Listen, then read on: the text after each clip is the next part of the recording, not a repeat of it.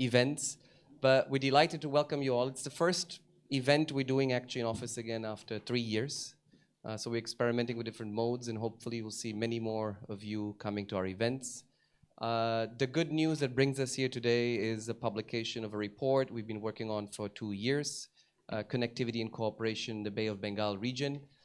We thought of launching this before the madness takes over Delhi next week with Raisina, many events, which I think will be phenomenal and give us a lot of food for thought. But we try to squeeze in the Bay of Bengal and an important topic on connectivity here in the agenda. Of course, we'll have many more dissemination events over the next few weeks and months across the region. We have a launch planned in Dhaka in Bangladesh. We have other launches in Bangkok and Colombo, and discussions to engage various stakeholders across this region.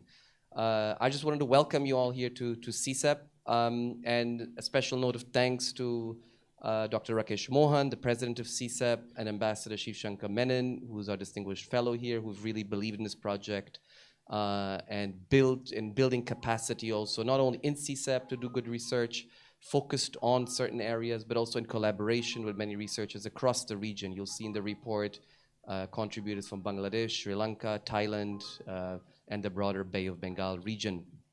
I think special thanks also to all the contributors. Those are really the ones who make this report very valuable. But without further ado, I'll pass on the word to Ria Sinha, who's herself a contributor to this report. She wrote a fabulous brief on railway connectivity. She'll be moderating this session over the next hour and a half or so with our panelists. Thank you. Thank you, Constantino, and to all of us who have joined us today for this discussion and report launch, both in person and online. My name is Ria Sinha, and I'm an associate fellow in the foreign policy vertical at CSEP. Today, what we're going to focus on, as the name of the report goes, to bridge the connectivity cooperation gap in the Bay of Bengal region, where we're going to discuss how India can leverage its neighborhood first and act east policies to bridge this region, which has, over the years, we've heard a lot about it. That's more of a divider than a link connecting South and Southeast Asia.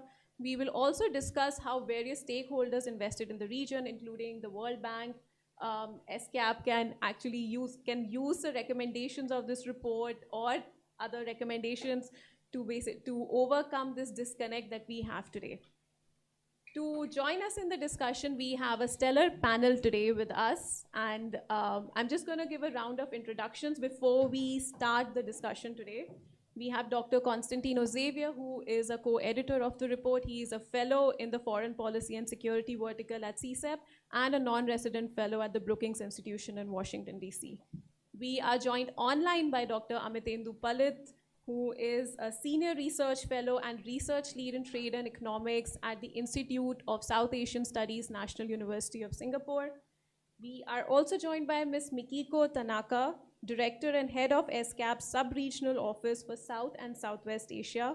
She's recently joined in New Delhi in May 22, if I'm not wrong, and brings over 25 years of experience within the UN system. Our next speaker, Dr. Raja Mohan, of course, needs not much of an introduction. He's a senior fellow at the Asia Society Policy Institute in Delhi. He's a visiting research professor at the Institute for South Asian Studies in the National University of Singapore and was previously its director. Dr. Mohan was also the founding director of Carnegie India in Delhi. And finally, we have Ms. Mandakini Kaul, World Bank's Regional Coordinator for South Asia Regional Integration and Engagement. She works on issues of regional cooperation, economic connectivity, and engendered approaches in traditionally gender-blind sectors among countries in South Asia and with the neighboring regions in Central Asia, East Asia, and beyond. Thank you all. Thank you to all of you for joining us this morning for this discussion and the report launch. Before we move into the discussion, can we have a photo op with the report?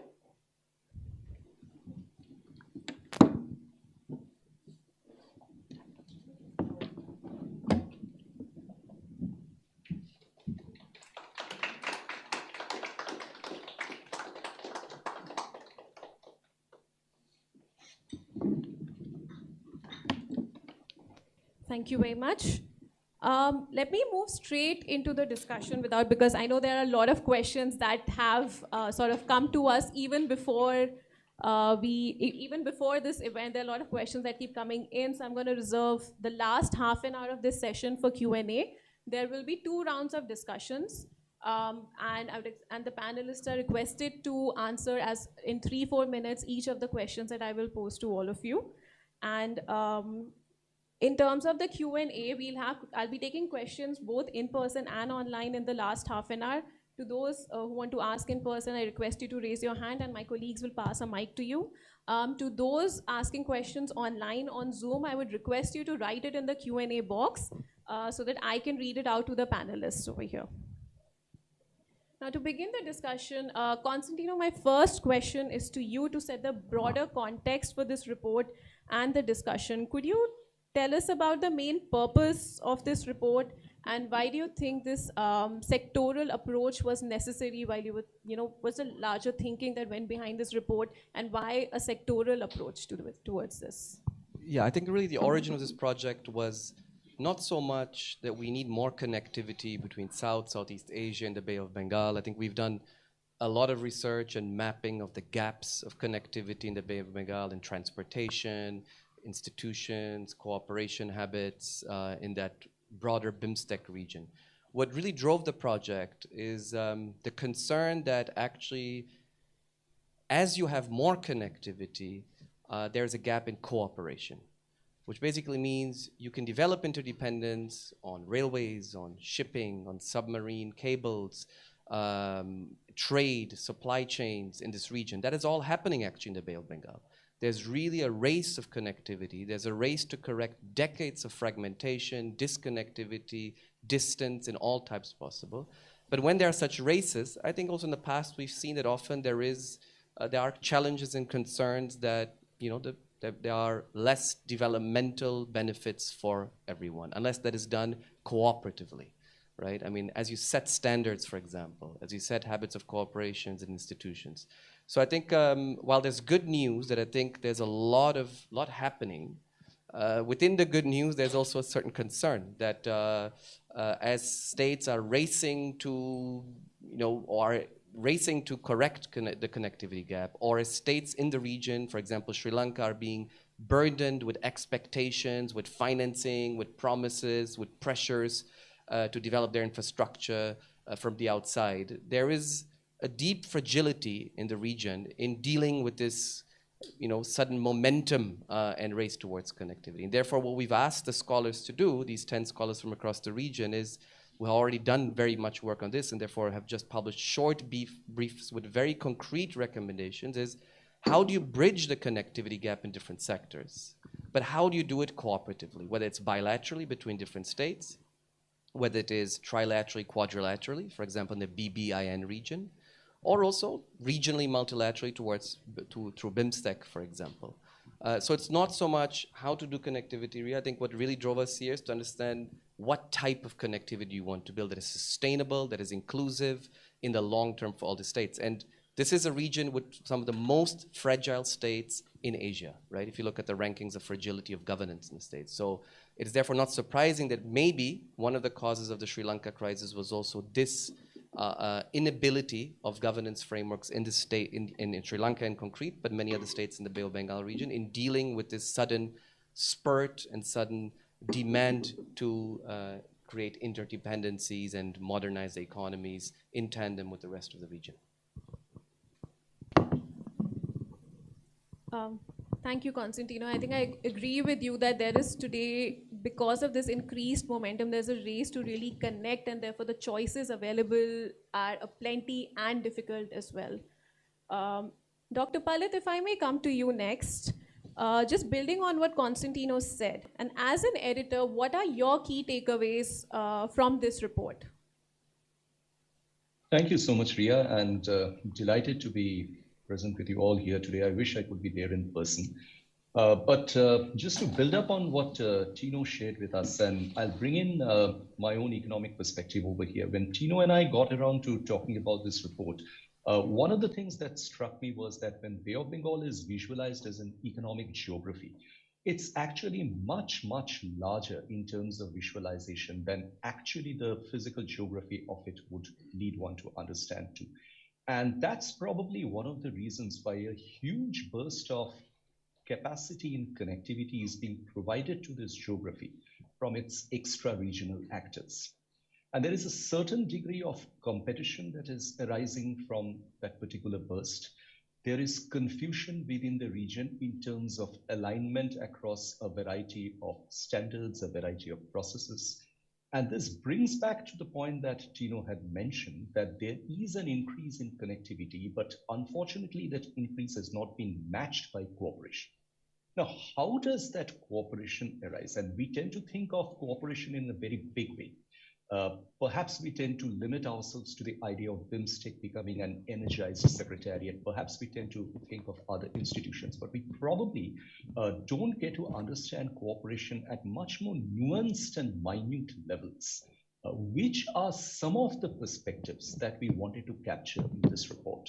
And I'm actually very glad that we have been able to address part of those challenges in terms of the issues that are encountered due to this, what I might describe as a cooperation deficit in the region, which is in a sense impeding the gains that could have arisen from economic connectivity. We actually could have gone much more, much wider, and I hope that in future Tino, CSEP, and we get the opportunity to collaborate in this area again, to build in new ideas, because the entire idea of cooperation and connectivity is actually so congruent and so intrinsically connected to each other that I think the time has come to understand that one really cannot proceed without the other. It becomes a meaningless exercise. So that for Ria for now is what I wanted to share. Thank you.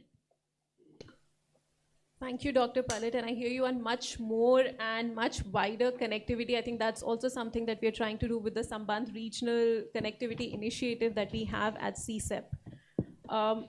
If I may move to you next, Mikiko-san, how do you see the usefulness of this report, particularly to multilaterals such as ESCAP, who are deeply invested in this region? Like, what do you take out of this report? Good morning. Congratulations, first of all, for this report, all the researchers and writers, editors. As a student of this theme, as I was introduced, I just came in May last year, so relatively new, still very much learning. I thought this was really, really informative. And although, you know, intuitively it's clear this is a very complex issue altogether, it gave some, you know, clarity, insights, you know, some focus, so to speak, on the issues that are at, you know, at hand here. So for ESCAP, I mean, regional cooperation is kind of the essence of the purpose and mandate of this regional commission.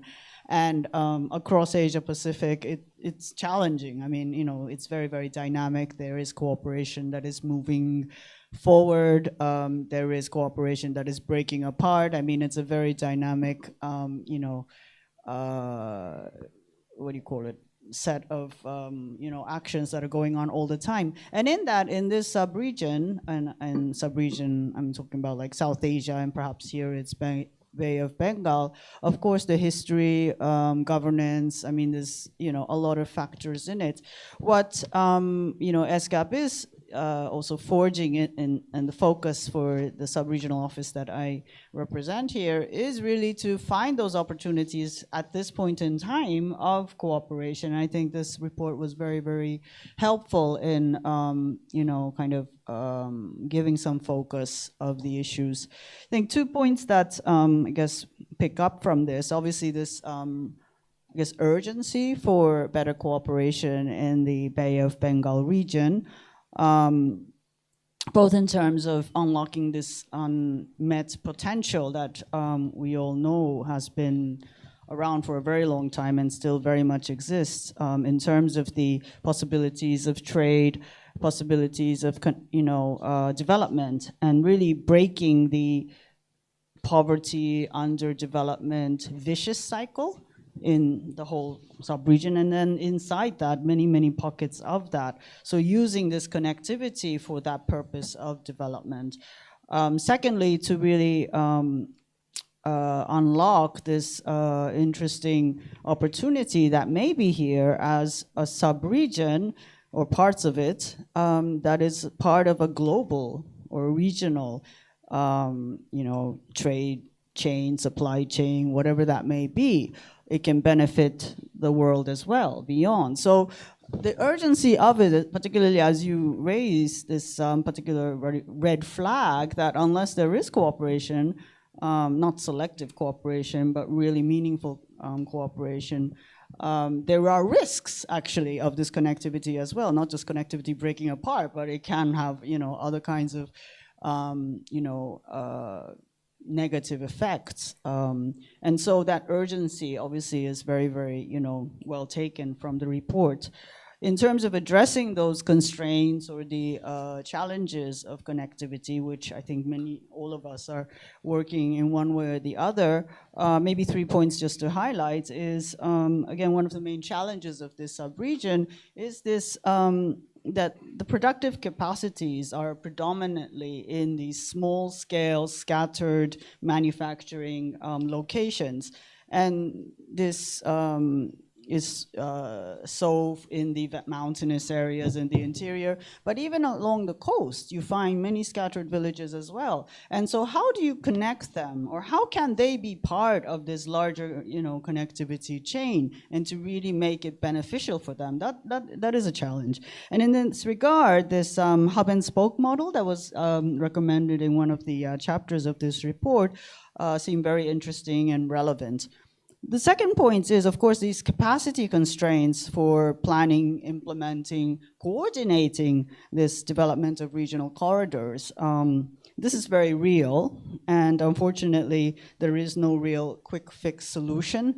So continued and coordinated efforts in institutional capacity building of relevant, strategic institutions in countries, as well as, regional institutions like BIMSTEC, would be extremely important. We just have to continue doing it in a coordinated manner. And then the third last point is this point you raise about the proliferation of connectivity initiatives that are not necessarily connected or coordinated, and with that, the increasing risks and uncertainties that may be emerging. And in that implicit, I presume, and that I may add, is the proliferation of, perspectives and interests that may be synergetic, but may be conflicting and contradictory. And again, we, partners, UN for sure, we cannot work on the basis of a lowest common denominator. I mean, we do need to advocate for the expansion of a common ground around a purpose. And of course, from the UN, it would be the SDGs and leaving no one behind. And really leveling the playing field, even addressing the information asymmetry, right?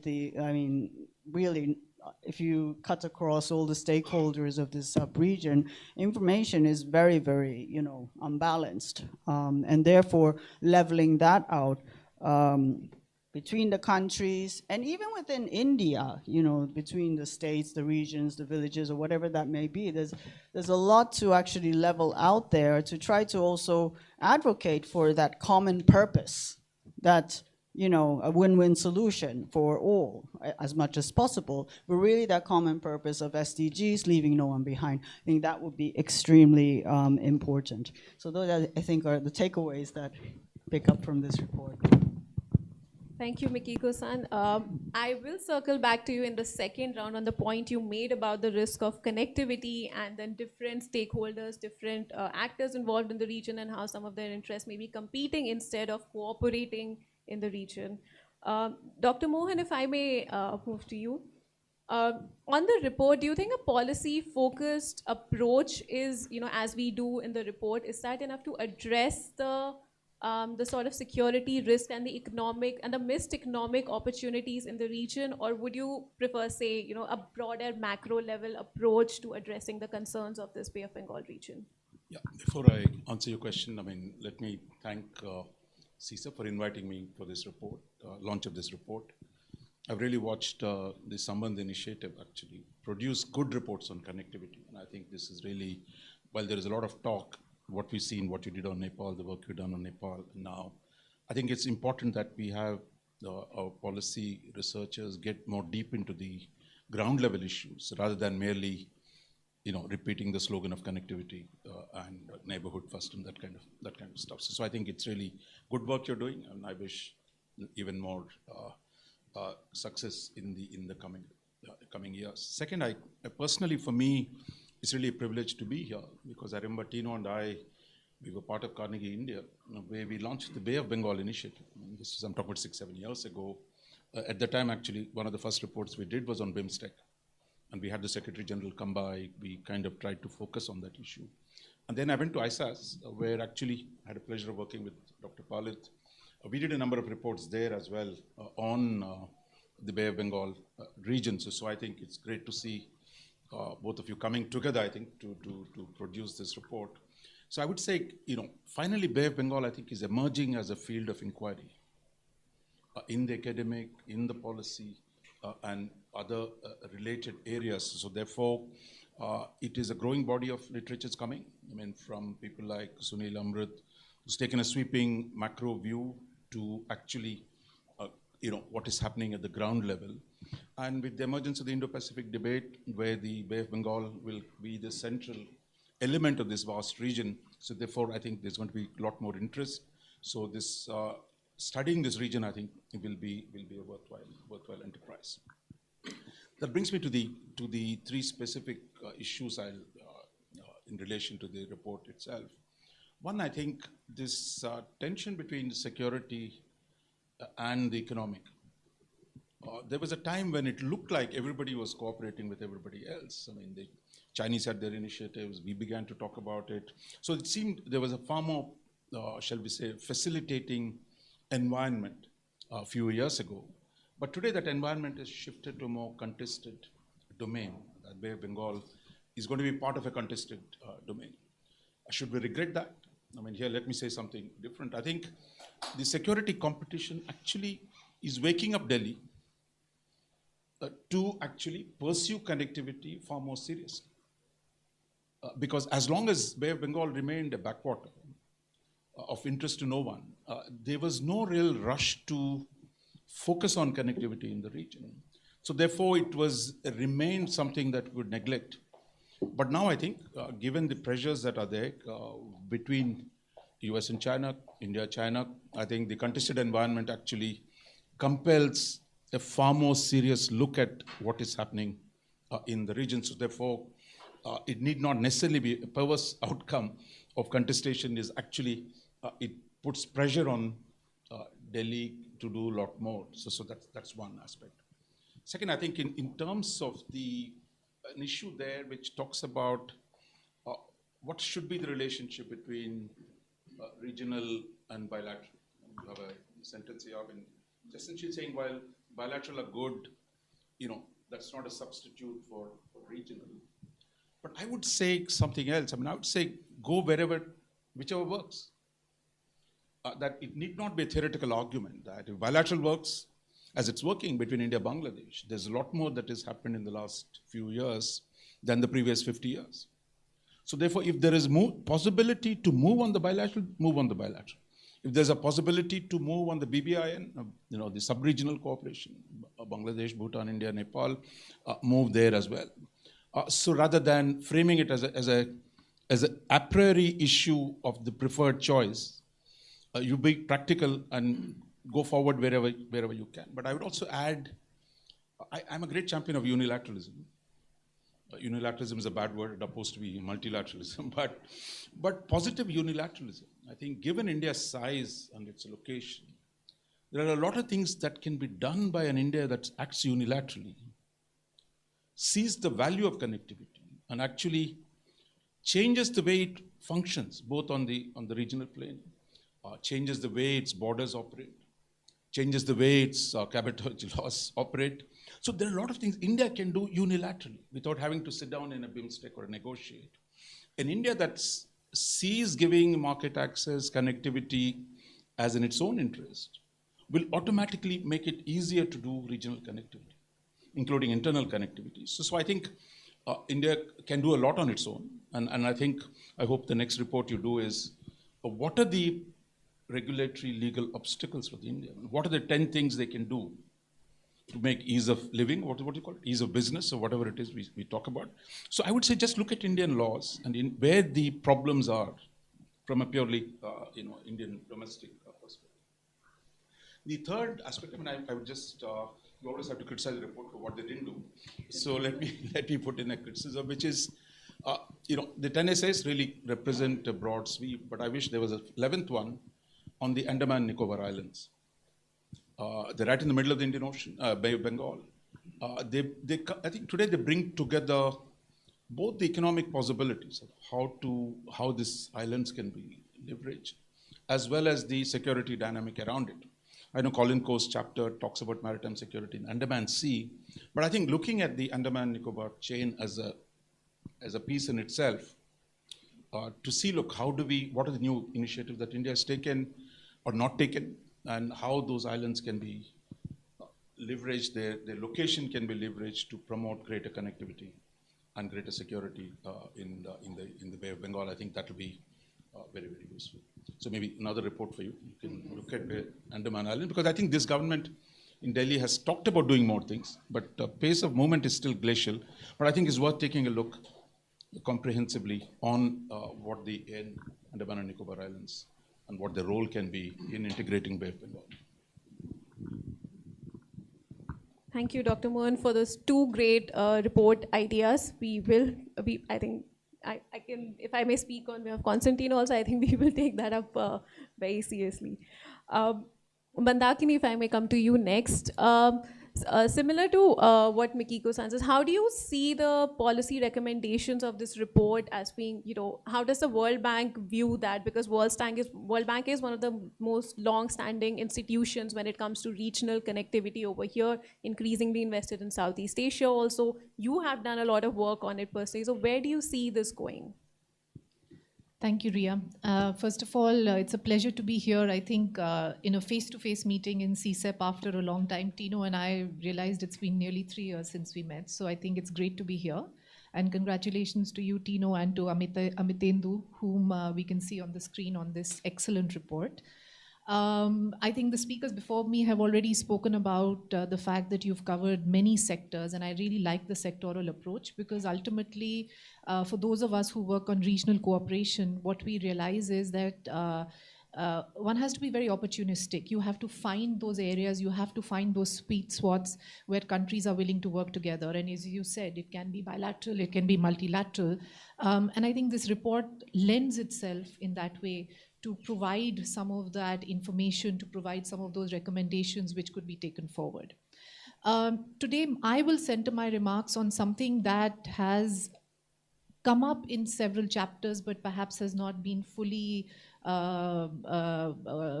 explicitly brought out, and that is, of course, the blue economy. How can the countries of the Bay of Bengal come together to chart a new path away from business as usual towards the development of the blue economy?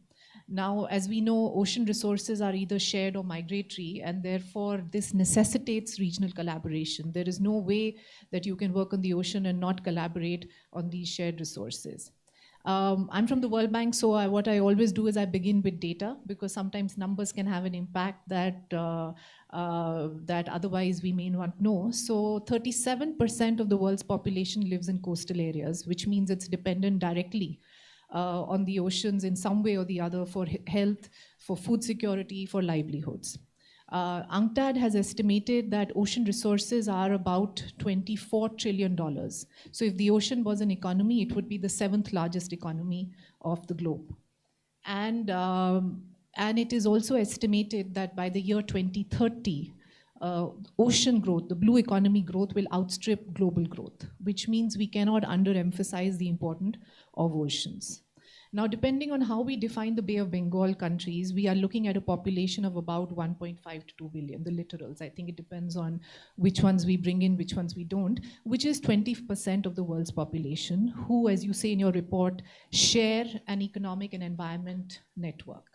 And therefore, for these countries, I would say that post-COVID-19 for the Bay of Bengal countries, what they really have is a once-in-a-generation opportunity to come together to chart a new path, a sustainable and integrated path towards the blue economy.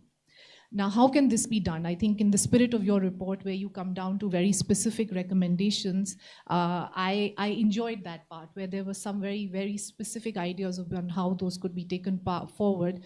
So how can these countries come together to forge a new path towards the blue economy? And I say this with all humbleness, because I know we have people here who represent the maritime institutes, who work on the oceans.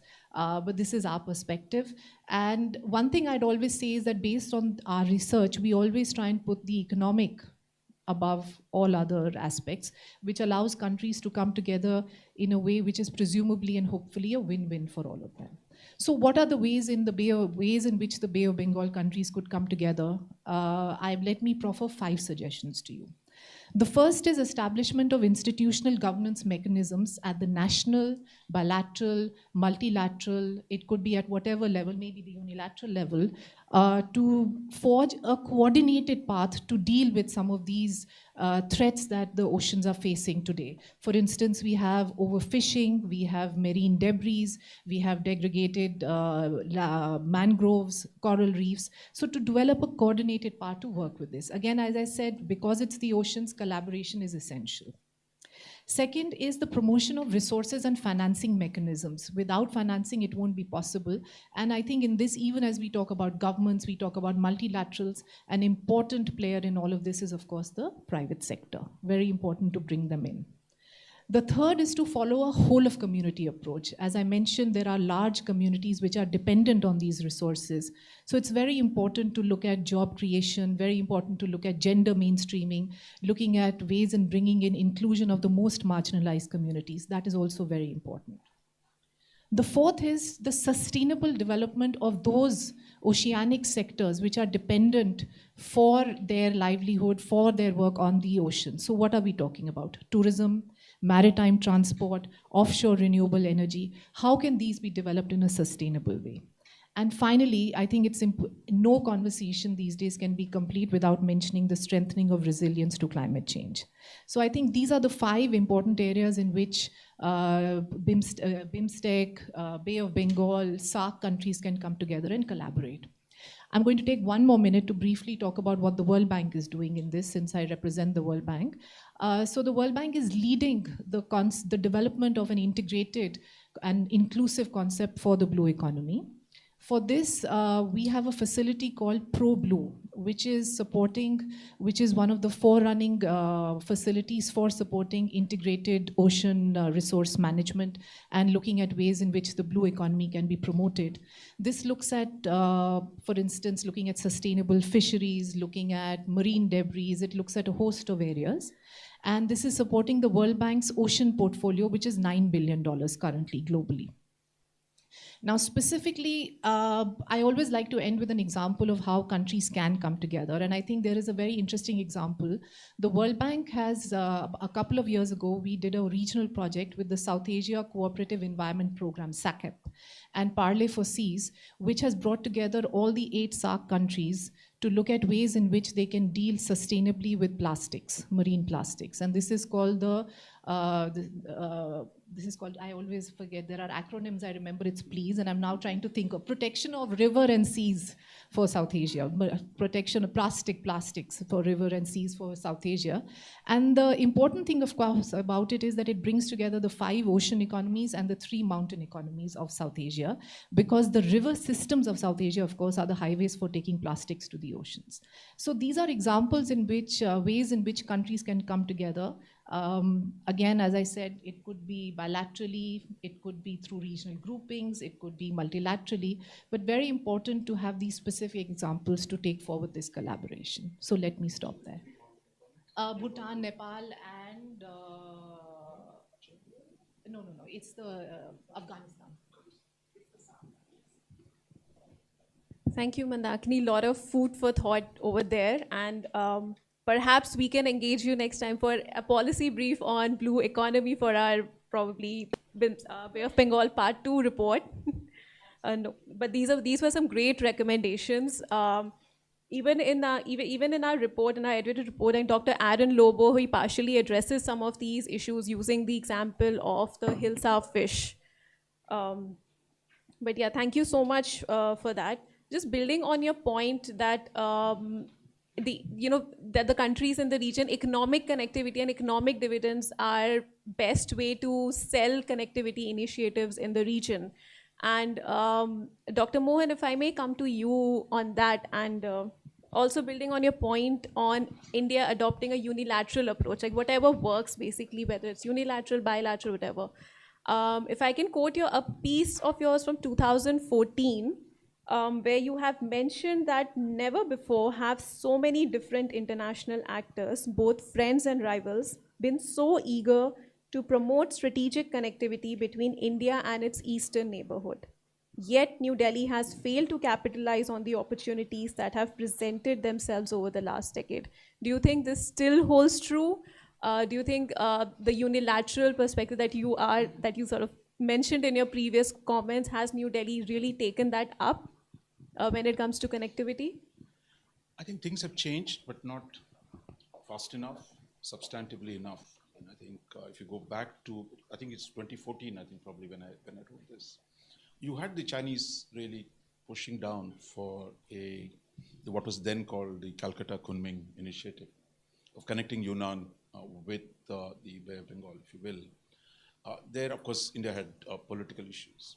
But if you look at Japan, I mean, Japan has long been offering money through ADB, JICA, to promote regional connectivity or even internal connectivity. Much of the so-called Delhi-Bombay corridors, I mean, all this was funded by Japan, I mean, almost 20 years ago. So I think we were unwilling to take support from multilateral institutions in the pre-reform period. We said, no, we don't want anybody. Our own government will negotiate with the neighbors. While China actually took ADB's help to dramatically transform the linkages between the Mekong countries and China.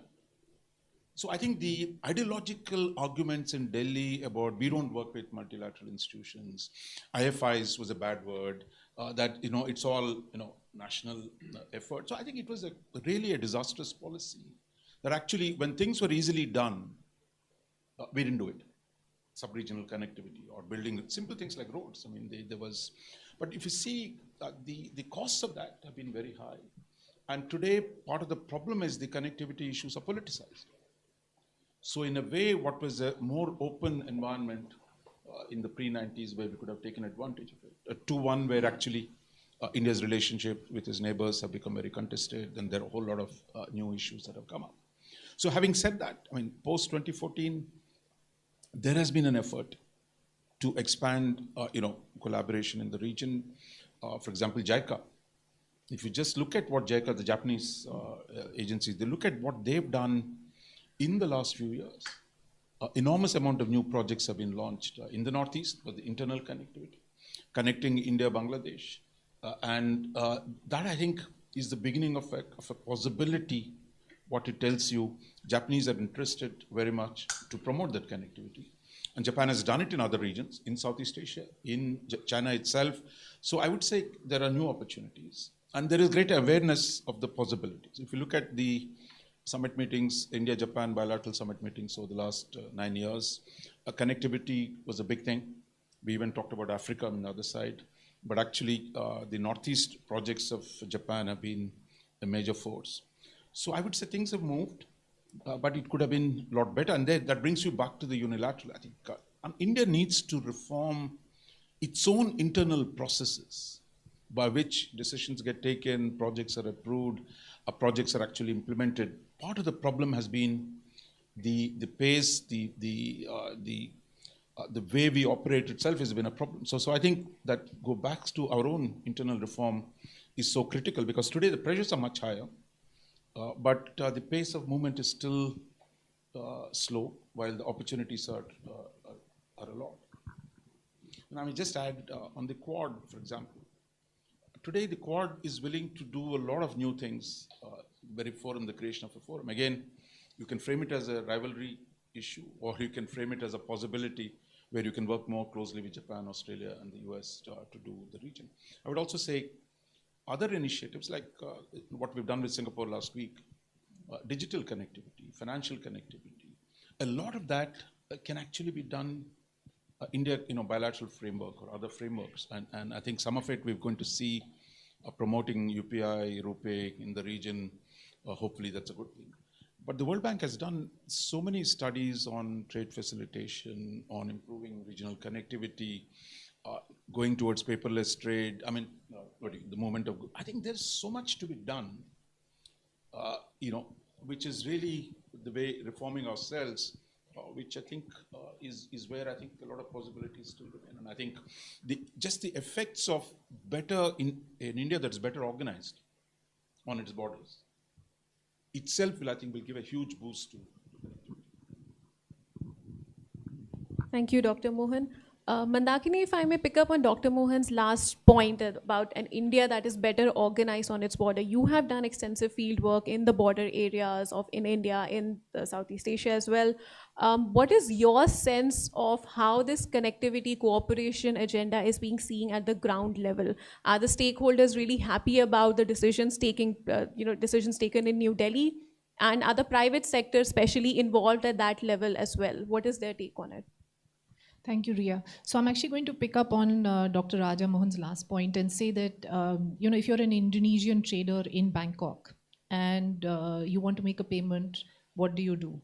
You take out your cell phone, you scan the QR code, and you can make a payment in the local currency, which is what you just alluded to about the interoperability of systems, cross-border payments. Now imagine if that, the impact of that on trade, if this could happen between Southeast Asia and South Asia, or if it could happen within South Asia, in fact. So, when we talk about what's the impact on the ground level, I think partly you have to think about what would be the impact on the individual if some of these issues could be taken forward. And as you said, some of this is work and research that we've done. And these are simple measures which have to be taken place, which can have a huge impact, a multiplier impact on trade, on economic growth, on integration. Now, we've also done some very interesting research on the linkages between South Asia and Southeast Asia, which is really the Bay of Bengal countries and plus some that we're talking about. And what we have found out is, and I'm going to read this one out because I want to make sure I don't, there are two things I have to read out. One is acronyms and the other is numbers, to make sure that I don't fumble on either of them. But the report estimates that if there was the most optimistic scenario where you were able to have liberalization of tariff, non-tariff, FDI barriers, if you were able to have, regulations were able to be, there were no cumbersome regulations, if we were able to have agreements also that went beyond these countries with other third-party countries, then what we are looking at is a boost of GDP of around 17.6% for South Asia and 15.7% for Southeast Asia. Now, this is, of course, the most optimistic scenario where everything takes place and we have agreements across and liberalization across. But this tells you the tremendous potential that lies in terms of linkages and the impact it could have at the ground level. Some of you may know that trade linkages between South Asia and Southeast Asia have grown 9-fold in the last 2 decades, which is from $38 billion in 2000 to $349 billion in 2018. But this is only the tip of the iceberg, if I may say so, and we have estimated, and I urge you all to look at that report to see the potential that lies. And there are 3 sectors in particular that we highlight where there is tremendous potential. One is the whole digital economy, you mentioned that. The other one is environment goods. And the third one, of course, is trade in services. Now, Ria, you asked me specifically, how do we bring in the private sector? Where does the private sector come into it? And I think for the private sector to come into it, there are 3 or 4 things we have to do because they will only come in where they see there is profitability, where there are advantages. The first, of course, is to improve the domestic business climate, and you spoke about this. I don't think I need to detail this further because we all know what needs to be done, but for all of these countries to look at ways in which they can improve their own domestic business climate. For instance, we've done research on this. It's about 20% cheaper for an Indian firm to do business with Brazil than it is to do business with a firm in Bangladesh. To have trade between India and Bangladesh, you need about 22 clearances and 55 signatures. Right, so this is just between these two countries. Can you imagine the potential for the region as a whole and these other countries that we are looking at? So the first is improving the domestic business climate. The second is enacting and enforcing laws and regulations on contract enforcement, land rights. These are some important basics that need to be fixed, which are very important for the private sector. The third is to undertake trade facilitation measures. This is especially true at the borders as well. We are talking about e-documents. We are talking about other cumbersome border procedures. If you go to Benapole, Petropole, you only have to see to know. I don't even want to go into the details. You just have to know what is going on there. So these are some easy wins that all the countries can do, which would help in the broader collaboration. And fourth, I think, is for our national plans, whatever is the national plan our countries have, to integrate some of these regional priorities into those national plans. If the national plans can refer to what is a win-win situation in the region, then I think that will have a huge impact on how the private sector and indeed these countries collaborate with each other. Thank you. Thank you, Mandakini. I think there's several initiatives that were taken as part of India's ratification of trade facilitation agreement, but I think it's still a very long road to go. Dr. Palit, if I may come to you next. One subject we haven't addressed in this is that of RCEP. India's exit from RCEP, has it affected relations, has it affected engagements with countries in Southeast Asia? Because in some of our discussions, it did come up that they were upset that India was not a part of RCEP, and they were sort of open to more talks, and they're keen to have India as a part of this. So what is your take on this? My take on that, Ria, is very simple. I think that ship has sailed. That ship has sailed for both Southeast Asia as well as India. A lot has happened since India left RCEP, and I really don't think India's coming back to RCEP or not being a part of it is anymore an issue, which really is going to impact the inter-regional dynamics in that respect. Because today, if you look at a large number of other post-RCEP initiatives, if I could call them, something like the Indo-Pacific Economic Framework, for example, practically the whole of Southeast Asia, there are 11 members of RCEP who are working with India in this entire bloc. There has been substantial increase in the bilateral mechanisms of trade and investment facilitation between India and a large number of Southeast Asian countries. And the most important point to be noted, I think, is that RCEP happened at a point in time when the geopolitics and geoeconomics was very different from what it is now today. So I think that is an understanding, and the connection between economics and security, which I think is a very important point that Professor Mohan alluded to. That understanding has become very central to the understanding of all connections and connectivity processes and frameworks that need to be looked into very carefully. So I don't think there's really much relevance any further anymore in looking back at whether India could have been a part of RCEP or whether will India ever become a part of RCEP again. Thank you, Dr. Palit. Mikiko-san, if I can follow up on your previous point on the risks of connectivity and we have a number of actors involved today. There are competing sort of projects. How is ESCAP trying to bridge that gap? I know there was a project on Trans-Asian Railway, and then many other actors also got involved. So could you speak about ESCAP's projects in the region, how it's trying to bridge the gap between the different actors that are involved, what kind of risk it poses of cooperating or not cooperating for that matter? That's a big question. I'm going to start with what ESCAP is doing. We don't have projects per se, but, and please allow me to read this one because I want to be also accurate in what I say and don't forget as well. So just to explain a little bit what ESCAP is doing and how ESCAP works, right? And how it may be useful for cooperation with all kinds of stakeholders in this. So it's an intergovernmental body. It's a regional commission of the United Nations, and social, economic, environmental, it's basically SDGs, so to speak. But really that regional cooperation for Asia Pacific, that's really the essence. ESCAP provides technical assistance for trade, transport, facilitation in Asia Pacific region, including this sub-region, and also provides a platform for working together, dialogue around implementing cross-border transport connectivity. Some examples of that, the ones that really kind of stand out are over history of the intergovernmental agreements on the Asian highways, the Trans-Asian railways, and dry ports networks, which together constitute a pan-Asian multimodal connectivity work. Some of the key corridors that are mentioned in this report for the Bay of Bengal region, such as the IMT Trilateral Highway or BCIM corridor, are an integral part of this wider network.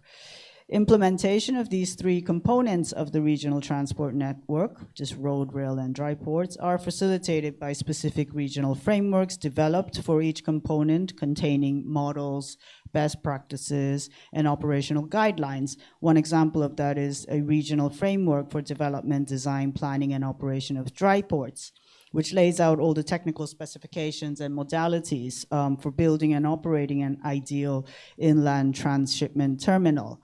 And similar frameworks have also been developed for other modes of transport as well. And it's really also intended to standardize, harmonize, so that collaboration becomes, or the passage becomes much more fluid. Now, these frameworks have been developed in consultation with the member states and incorporating ideas and plans from the optimal transport models which already exist in the Asia-Pacific region. One advantage that ESCAP can bring in, it's the knowledge sharing platforms through various regional level forums hosted by the Secretariat, such as the Asian Highway or the Trans-Asian Railway working groups. The region is characterized by huge diversity in transport and connectivity practices. At one end of the spectrum is advanced subregions of East and Southeast Asia, while other subregions such as Central Asia and South Asia are lagging behind on most of the ease of connectivity indicators. The regional working groups help to benchmark best models from advanced subregions for the benefits of trailing countries. Another area of importance, which kind of relates to my previous speakers, is the modernization of trade and transport procedures. The framework agreement on facilitation of cross-border paperless trade in Asia and Pacific is now one of the flagship initiatives of UN ESCAP, enabling transition of cross-border freight transport procedures to a fully digitized environment through a comprehensive resource pool called the UN Next. So the other part is cooperation with sub-regional organizations, and in here, of course, BIMSTEC, comes out prominently, and acknowledging the resource capacity constraints. ESCAP has and will continue collaboration and capacity building initiatives. In 2022, there was a training jointly with USAID on value chain analysis for BIMSTEC region, and also a BIMSTEC course on negotiating regional trade arrangements. And the support to the implementation of the BIMSTEC Connectivity Master Plan is another area that ESCAP is ready to pursue. And then recently in this sub-regional office covering South and Southwest Asia, we have started a scoping study in BBIN sub-region with the specific objective of identifying some cross-border transport, ICT, energy connectivity efforts that can be considered as low-hanging fruits. The report alludes to early harvest connectivity projects that can potentially have a far-reaching demonstration effect and inspire more, initiatives of similar nature. So we are in the process of concluding our report, which has been done by institutions here, consultants that have consulted different stakeholders. We hope to share the findings of this study with you and interested stakeholders, and to look for the immediate things that we can maybe undertake to help, and it's not, a unilateral thing. It's really working with many, many stakeholders. Of course, ESCAP, the role of ESCAP is not so much in investments and projects, but more about convening stakeholders, be it governmental or, local or sub-regional, whatever that may be. So, yeah, I think this whole thing of connectivity, cooperation, and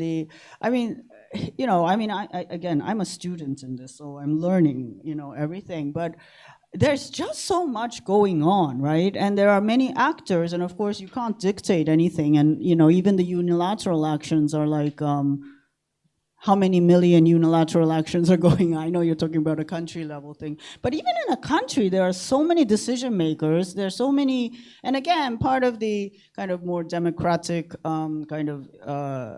setup is you allow for that freedom, right, of actually actions, economic or social, whatever, to actually take place from the citizens' levels to communities, to local governments, to whatever that may be. So it's, it's inevitable that this happens.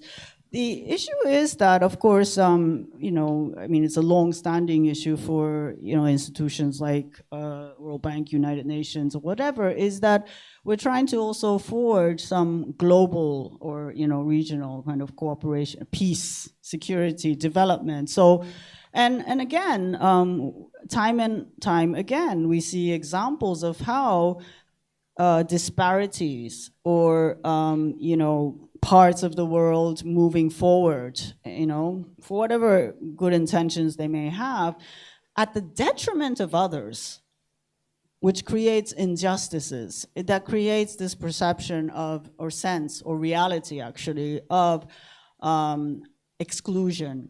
And this, of course, feeds into the risks of security, conflict, whatever that may be. So I think the role of institutions like ours is to kind of also highlight, flag, even as different stakeholders, governments or whatever it is, take their unilateral actions, at least to be informed of what the implication is of that, and not just for themselves, but also for others. And particularly in this region, we are looking at, for instance, countries that are almost graduating from LDC status. You have, Bhutan this year, and then Bangladesh, Nepal in 4 years' time.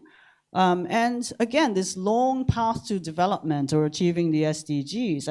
Graduating LDC is only step one, and there are lots of risks actually attached to graduating from LDCs. And again, for landlocked countries like Bhutan or Nepal, they are so dependent on India because, a lot of the things that have potential for their own developmental gains actually have to go through India. So again, the unilateral action that, India may decide to do for India's own purposes, again, may have detrimental effects on these other countries. Where is that common ground, or what can we do as institutions like of the United Nations or whatever to provide the facts, the information, the analysis, the different perspectives of stakeholders to basically say, okay, this is something that really is important for these stakeholders. And is there something that could be, okay, maybe not your ideal, but maybe, but still good enough that would actually benefit all, because the whole theory behind all of this is that actually by connecting and forging cooperation amongst these countries and communities in this sub-region, actually better things can actually happen too, and that we can't foresee everything, but nonetheless, that cooperation that happens can in and of itself foster more, opportunities, and I'm sure there's a lot that can be untapped, if that initial step of that collaboration is, done in the right direction. So I think really our role, and I would like to really work with, not I personally, but ESCAP would like to work with these, the stakeholders, the, different institutions to have kind of a common, message. What are the key messages? What are the key issues or key objectives, key actions that really will be beneficial, so that wherever we work, and if it is working groups or intergovernmental meetings in ESCAP, at least we can try to promote those messages, the information at the table, so that in the intergovernmental processes or decisions that are made, at least, okay, this is, we're in the same direction as whatever is going on with other, other stakeholders' actions. Thank you, Mikiko-san. I think it's a very important point that you made, and I really like that example that you gave on ESCAP's joint training with USAID and supporting the BIMSTEC master plan, because this is something, it's not just India and other actors within themselves also need to cooperate with each other for connectivity in the region. And I think that's one of the messages that, that's one of, and it aligns really nicely with what the report is also trying to say in terms of cooperation in this region. Constantino, if I may come to you next, and your BIMSTEC report was quoted by Dr. Mohan earlier. You were rather disappointed with last year's BIMSTEC summit held in Sri Lanka. What are your expectations from the upcoming summit and from Thailand leading the BIMSTEC summit this time? And what are your suggestions for strengthening the organization? Thanks, Ria. I don't want to come between the many questions that are lined up, but very telegraphically, maybe summing up some of the issues, and I'll come to BIMSTEC in a second. But I think one, it's quite clear from 2 points about India, maybe more specific, since we're in Delhi, we'll have other chances to engage stakeholders beyond in Dhaka and in Colombo and in Bangkok. But I think it's quite clear now, and I think we should emphasize and understand that you see across the government, across the ecosystem in India today, not only in Delhi, but across states, stakeholders, a deep, maybe belated, but deep assimilation of the language of interdependence as a strategic objective, right? So this idea of connectivity or security is an outdated lens. I think Dr. Mohan mentioned it about the 80s and 90s, regulating, in fact, impairing India's approach to the region.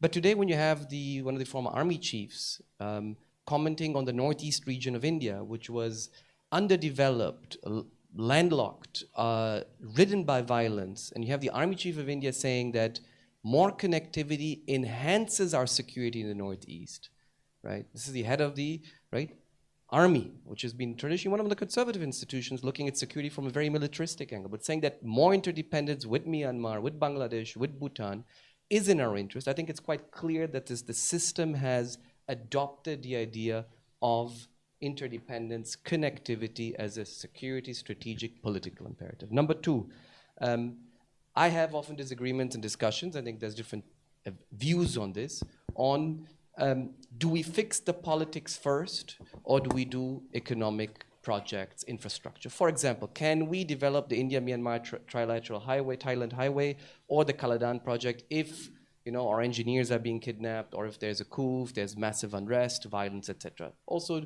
do we deal with governments in Kathmandu, in Colombo, or in Dhaka? Do we engage this particular dispensation, this government, or wait for another one? I think India's running so late behind time that it cannot afford to think of too much about the politics. This is my view, right? When you don't have the basics of interdependence and connectivity, when you have something like Benapole still, where trucks are lining up for 3-4 days to cross a basic border that should take you 10 minutes in most areas of the world, including in China and Southeast Asia, I think the choosiness about the politics becomes redundant, in fact, a luxury that India cannot afford. This is my view. Of course, to build projects, to develop projects, you have to have basic stability, social and political in your neighboring countries. But I think broadly, if you look at the levels of political violence in South Asia and the durability of regimes, South Asia is going through a very stable period. 20 years ago, we had 2 active civil wars in Nepal and Sri Lanka. And today you have stability in these countries, broad stability, financial collapse in Sri Lanka, but the politics in that sense for me are marginal. This is at least my view. Third, the paradox, as I often mention, is while India is doing more than ever, has adopted the language of connectivity, is reforming its institutions at home, has a consensus about connectivity, is putting more resources than ever in its neighborhood to build the infrastructure, the development cooperation with its neighboring countries, it's still too little, too slow, right? And not only too little, too slow for what India would want to, neighbors are asking India to come in. Let's not forget 20 years ago, many of the neighboring countries were asking India to stay out. Neighbors were asking India to stay away. Today, it's Bangladesh's expectation that India builds, finances, operates, sustains connectivity inside Bangladesh and on its own border regions. Fourth, I think you'll see in our report, our emphasis was really on small steps. sometimes, big FTA deals like the one we've been thinking of at BIMSTEC since 2003, it's been 20 years, are really useless. For example, the paper we have by Subhashini and Hasna on mutual recognition agreements in terms of recognizing laboratories and testing of labs of goods that are being exchanged between India and Sri Lanka are small steps that have a huge value to increase trade between India and Sri Lanka.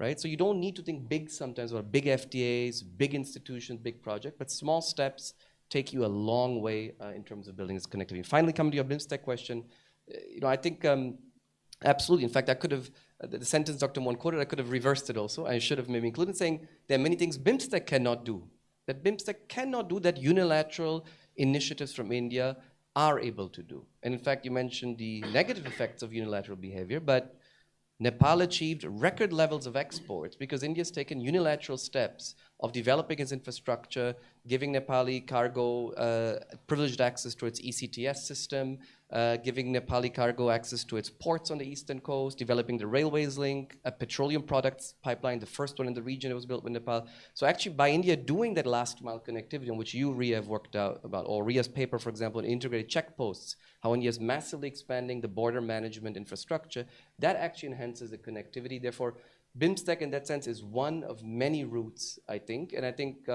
it's particularly good and timely that Thailand is taking on the chairmanship. We've had 2 summits of BIMSTEC in the last 4 years. There were 3 in 20 years. The Thais have held 2 permanent working group meetings in 1 year of their chairmanship. They've adopted 4 different documents this month on various procedures that were hanging for 10 years, sectoral mechanisms, external relations, procedural, establishing the BIMSTEC Charter. So I see a lot of hope for the summit, which I think now is bound to happen also with a new Thai government post-May elections, which will come with a lot of energy, whatever government or shape it will be, on foreign policy. And therefore in November, I think we'll have a very productive summit on BIMSTEC. Thank you, Constantino. I share your optimism with BIMSTEC and hoping that in the next summit we see more outcomes than we have in the last 25 years of its existence. We will now open up the floor for questions. I request you to raise your hand, but my colleagues will give you the mic. And please, if you can identify yourself, that would be helpful. Thank you.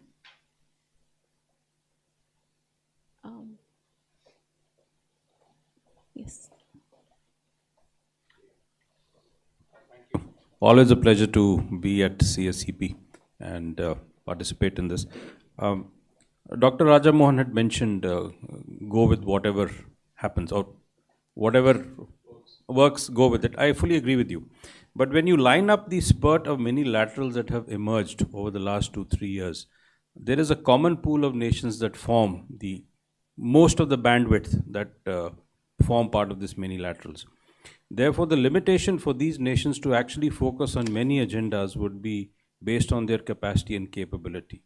So is this going to raise the inter-regional cooperation or competition when you look at the Bay of Bengal vis-a-vis the many other sub-regions of the Indo-Pacific? And there is therefore a need to engage with these many laterals and keep them focused on the Bay of Bengal if we actually have to promote the BIMSTEC points of agenda. That's one issue.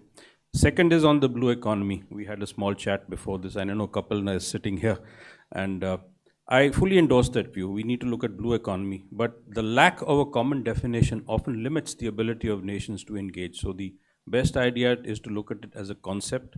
You have freedom of maneuver. But having said that, when you look at the blue economy and the cooperation angle that is part of the report, there is a need to look at the issue of sharing of resources. Now, if you look at the Bay of Bengal as an area where maritime zones have been peacefully demarcated, a few niggling problems do result. But the extension of the continental shelf, which is yet to take place, could lead to perhaps competition happening for resources which are available. So therefore, there is a need to look at sharing of resources in a bigger way, especially keeping the future in mind. And then, of course, if we look at blue economy, and then there is a difference on what is the blue economy and ocean economy. So I think the blue economy does need a lot of more discussion, and especially sharing of resources specifically to areas beyond any form of national jurisdiction. Your comments are welcome. Thank you. Can we take one more question from the back and then Professor Chadha? Hello, Shripati. I got, with the discretion of the chair, question, statement, observation, 2 points. One, when you're looking at connectivity in the Bay of Bengal region, are we going to look at new connectivity networks, or are we going to re-establish existing connectivity networks which were lost over the past 70 years? If you really look at it, pre-Second World War, the British Empire in this part of the world ran out of Calcutta. Singapore and Dutch East Indies, the treaty was signed in Calcutta and not in London.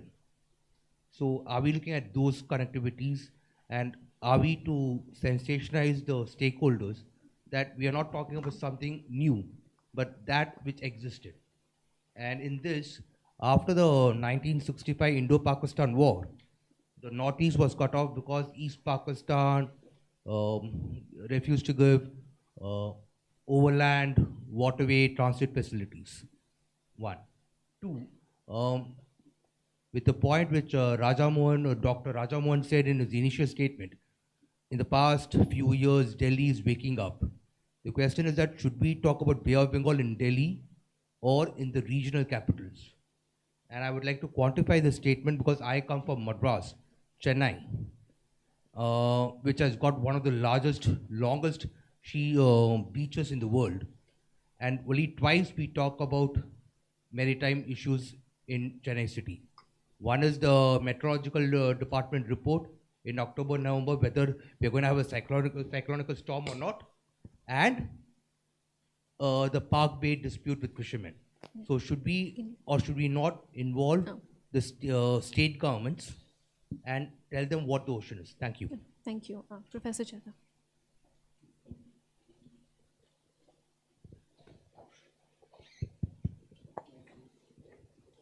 Thank you, and my compliments for an excellent report and an excellent panel discussion that we have had.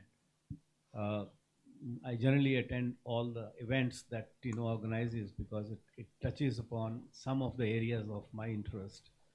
You see, I think blue economy has been referred to, but I would suggest that a chapter or a paper on the issues of cooperation on clean energies, climate change issues, COP26, COP27 relationship. Because you see, when blue economy is discussed, we also discuss about the tidal power. We also discuss about the wind turbines. And we also discuss about how this power generated would be distributed among the Bay of Bengal. So this is one of the major cooperation issues. The second one that I think is important is the deep ocean mission. I'm not going into details, but many of the minerals that we may require for the new technologies may be very close to the deep oceans, within the deep ocean. So a cooperative strategy on mining, particularly the critical minerals that we talk about, if possible, I don't know how much of that is, but a cooperation on that among Bay of Bengal countries. And my last point, I think I've read Dr. Palit's chapter talking about the supply chains. So very good examples, Dr. Palit there, including semiconductors. But if we can also weave in the critical minerals cooperation and something like MSP, Mineral Security Partnership, which is not existing among the Bay of Bengal countries. So to some extent, clean environment issues, tidal power, harnessing tidal power, wind turbines, and the cooperation on trade in critical minerals or value chain in critical minerals, I thought would add a lot of value to the cooperation part of Bay of Bengal. Thank you. Thank you, Professor Chadha. Can we take these three questions first, and then we can go in? There are questions online as well, but can we do take these three questions first? Mandakini, there are two questions on blue economy for you. Dr. Mohan, if you can address the question on whether it's important to discuss Bay of Bengal cooperation just in New Delhi or in the regional capitals as well, or capitals within the country as well. And Constantino, if you can address the question on what kind of connectivity initiatives, old versus new. Mandakini, can we start Sure, with I'm you? happy to go first. I think they were more in the nature of comments than questions, actually, but perhaps I can say two things. One, I just want to also say that there has been progress. This agenda has advanced, the agenda of regional cooperation. So I think we must also acknowledge and celebrate the successes. I think where possibly all of our comments stem for, and I speak for the other panelists, so please forgive me, is that the agenda is so large and there is an urgency of time, but there has been progress and there have been things that have been done, so we must acknowledge that. So for instance, I think India's cross-border electricity trading guidelines was an important development that took place. There is a lot of cooperation that's taking place on electricity trade. There are many other areas. We can see the integrated checkposts, the whole eastern sub-regions coming together, the motor vehicles agreement. So I would like to also emphasize that we are working with all of these governments. We see the progress that's being made, the steps that are being taken, and we all want to work with them to advance this agenda. So I think that's the first point. On the blue economy, I agree with you that it's a concept, it's a definition, how you define it, it's something that's, the World Bank certainly leading the effort on progressing the definition of the blue economy, and whether we treat it as a definition or as a concept, it's something that has to be progressed and taken forward.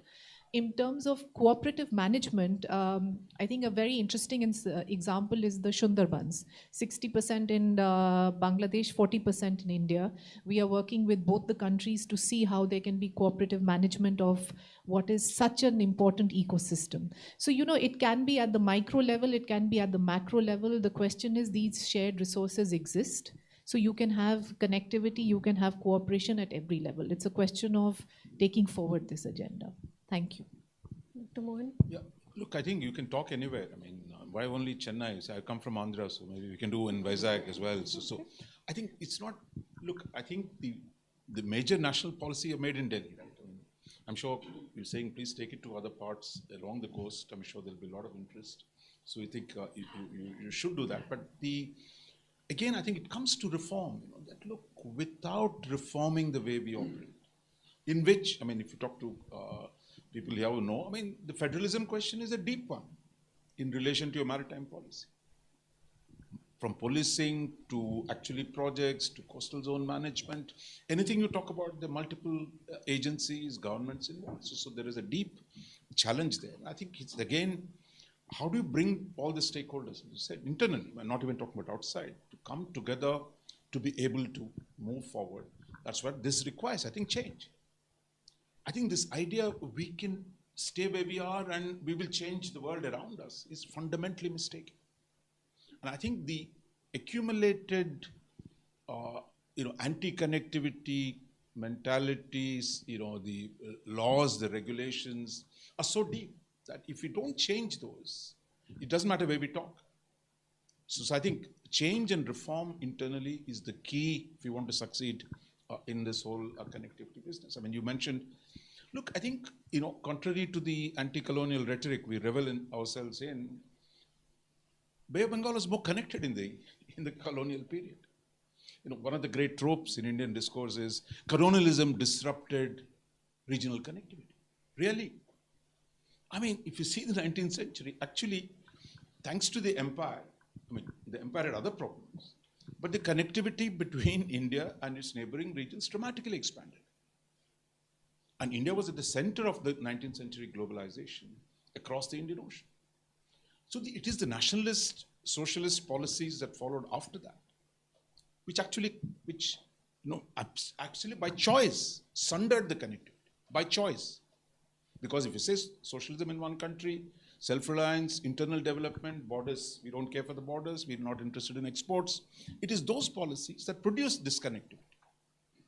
And while Southeast Asia went in a different direction from the 70s, we were late to come to it, and still the job of undoing the past, accumulated legal, regulatory requirements that are anti-connectivity, that's a long way to go. And I think that's why, when I said unilateral, we need to change so much.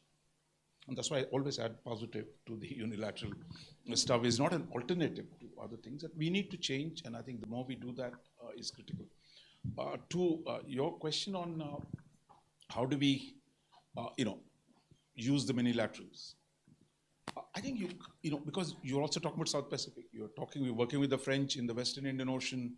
You got a minilateral with the UAE and France. You got I2, U2. All this stuff is there, but you can't just say, I'll only do Bay of Bengal.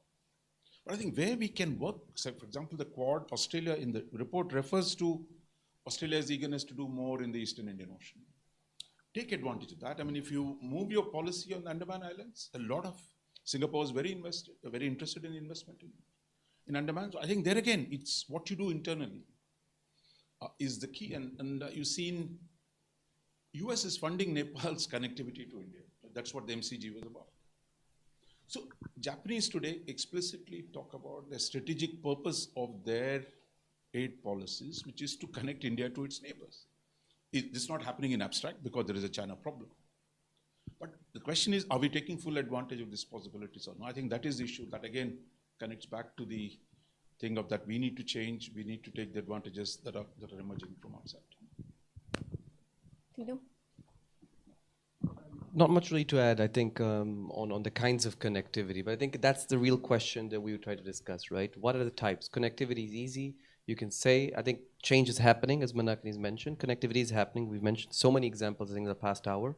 But the question is, do you have the apparatus, the standards, the norms, the vision in fleshing out the connectivity? For example, the argument we made, Ria, you remember, on Gati Shakti, the National Master Plan for Connectivity, which is internal, but early on, for example, we cautioned, and happy to see that it's happening now, that anything that India is doing internally, for example, on the Gati Shakti National Plan, needs to be in some way plugged in or able to be plugged in with neighboring countries, right? Your connectivity standards, and it's sometimes it's very concrete issue. It's not just an abstract corridor, or it would be, for example, on the work you're doing, Rio, on the paper you have here, where does the railway line, I mean, as you plan your railways and you invest massively for the first time in decades in your railways expansion, including the Northeast, with Nepal, with Bangladesh, where do you lay the tracks, right, to connect? That should be harmonized with Nepal's first time ever development of a railway structure, right, which is what the Nepalis are doing now, with Bangladesh's own interest, with Myanmar's own interest, if that trilateral railway link is to happen before 50 years from now. So I think that those discussions are critical, and for that we need knowledge transfer and discussions. It's surprising how little, talking Dr. Mohan's point about the past and your three parties, how it used to be connected. I mean, the University of Kolkata had hundreds of students from Burma up to the 1950s, right? Today it's unthinkable. Very few come, but it's complete disconnect. So we need much more knowledge exchange between experts, scholars, decision makers in this region that used to be so connected and is still so disconnected today. Thank you. There's a question online, and Dr. Palit, if I may direct that to you. It's by Karthik Kishore from RIS. He says that India-Bangladesh relations have come a long way in the last decade, yet trade figures have not really picked up. So are we missing something in the trade part of it, in maritime connectivity? How can we increase our economic relations with Bangladesh? Well, I think the fact that India-Bangladesh trade relations have come a long way, yet there has not been substantive increase in the volume of trade is something, I think, these two ideas are essentially inconsistent between each other. So there's obviously something wrong somewhere. The understanding is not happening rightly. But let me share on a broader note a point with you, Ria, on the question of connectivity. And this is that I think Tino and I will both agree on this, that when we looked into this exercise, we discovered that there's an enormous amount of conversation that has been happening on connectivity and what has not happened with respect to connectivity. Now, the point over here is that within this, what has not happened on connectivity, perhaps the time has come to separate the issues into two boxes. First, what cannot happen, and secondly, what can happen. The cost of staying engaged with what cannot happen can become prohibitively high. If there is too much effort that is required to be put into some very small areas of what can happen, I think the time has come to check for all countries and stakeholders concerned as to whether it's worth staying engaged in those areas or not. And perhaps it is much more important to focus on what can happen, and most importantly, what has happened. Because the benefits of what has happened and the quantification of those ask something which needs to be brought to the knowledge of the people to give clear demonstrations about, look, these have happened. And there are benefits that are coming out of it, and these have happened irrespective of the cooperation deficit. So I think when we look ahead of this report in future, that's something that we need to focus strongly upon. Before I come to you, Dr. Mohan, you had an intervention. Trade with Bangladesh has actually been growing pretty significantly. In 2020, it was $11 billion. 2021, it was almost 18, 19 something. In fact, in 2021, India's trade with Bangladesh was 3 times that with Russia. It's now the 4th largest export partner of India. Yeah. So I think the things have changed. I mean, certainly with Nepal and Bangladesh, because of the improved connectivity and other things that mentioned. Of course, the potential is much more. We do the potential that there is a significant potential. Just sir. Thank you. Constantino, excellent report, and thank you for the panel. My name is Kapil Narula, formerly with the UN, Niti Aayog, and Indian Navy. My question is addressed to Ms. Tanaka and Ms. Kaul. We heard about expanding trade, and it goes without saying that that's the right way. My question is specifically when we go down to the nuts and bolts, should we go into separate agreements? For example, there are specified commodities like electricity, like carbon trade, like ecosystem services, and other services which do not require physical movement of goods. So should we go in to decentralize some of the processes and procedures and establish different mechanisms for some of these commodities?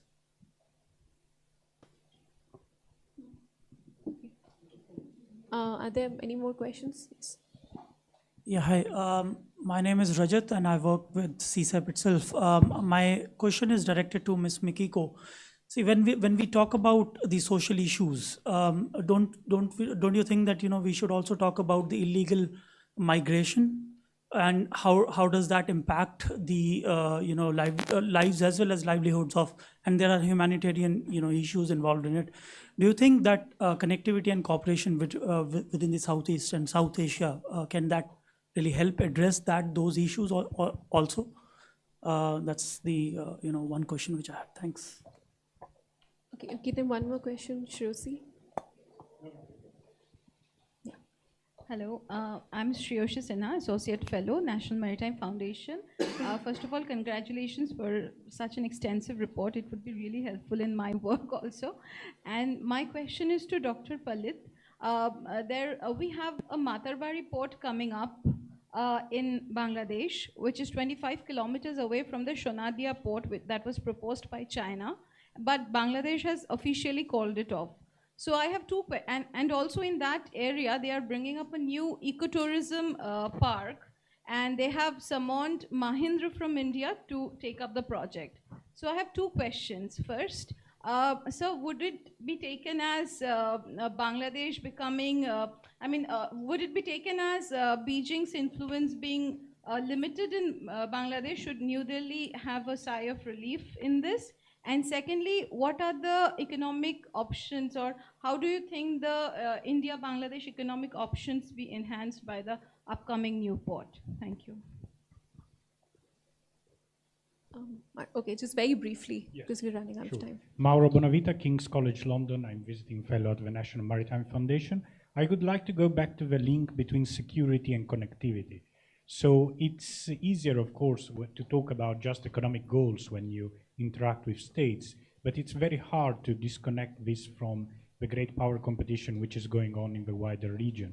So my question is, insisting on the idea that the wider Indo-Pacific and the Bay of Bengal should be not just free and open, but also inclusive, isn't it a way to avoid the greater picture and the greater problem? And the second question would be projects like the Quad and their attempt to try to become not just a security connection, but also to have an impact in different ways. In which ways could create secure connectivity in the region? Thank you. Thank you. If I can also use this as a concluding round, and in 1 minute each, if you could answer some of the questions that were addressed to you. Starting with Dr. Palit, if you could address Shreyosi's question.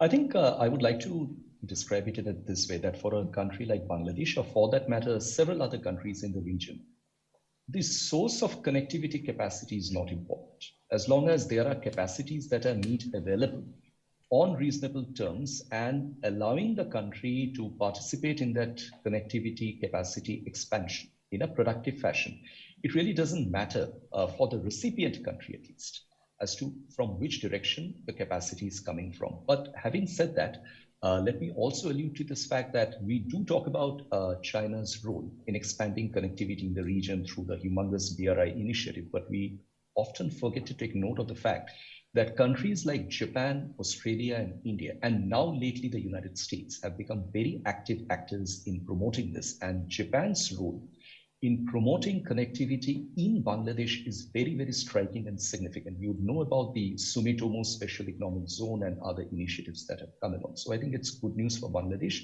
And in that same vein, the India-Bangladesh relations insofar as trade is concerned, and I think Dr. Mohan pointed to the figures, robust increase, yes. The point is, in which direction does this flow from here onward? Because Bangladesh is going to change its graduation.